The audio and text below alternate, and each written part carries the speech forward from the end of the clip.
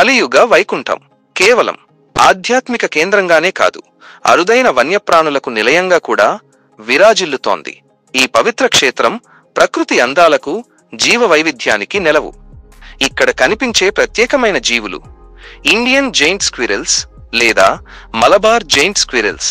ఇవి భక్తులను, పర్యాటకులను విశేషంగా ఆకట్టుకుంటున్నాయి.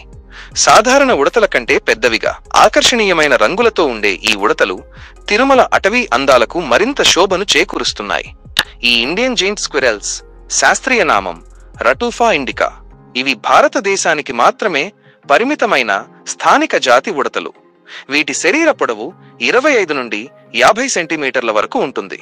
తోక శరీరంతో సమానంగా లేదా అంతకంటే పొడవుగా ఉంటుంది. బరువు 1.5 నుండి 2 కిలోల వరకు ఉంటుంది. వీటి శరీరంపై తెలుపు, క్రీమ్, గోధుమ, ఎరుపు, నలుపు వంటి విభిన్న రంగుల కలయిక ఉంటుంది. చెవుల మధ్య ఒక ప్రత్యేకమైన తెల్లటి మచ్చ కూడా వీటి ప్రత్యేకత. ఈ ఉడతలు ప్రధానంగా చెట్లపైనే నివసిస్తాయి.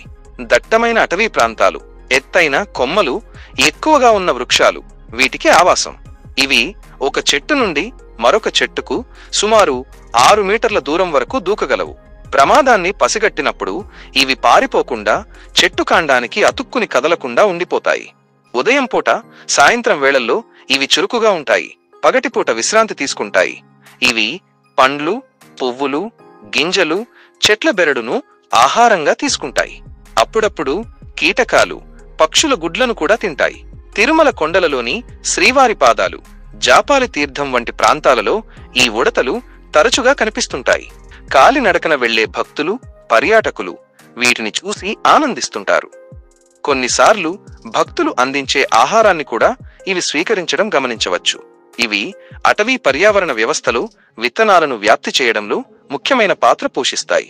అటవీ నిర్మూలన, ఆవాసాల నష్టం ఈ ఉడతల మనుగడకు ప్రధాన సవాళ్లు. తిరుమల వంటి అటవీ ప్రాంతాలలో వీటి సంరక్షణకు తగిన చర్యలు తీసుకోవడం, వాటి సహజ ఆవాసాలను కాపాడటం చాలా ముఖ్యం.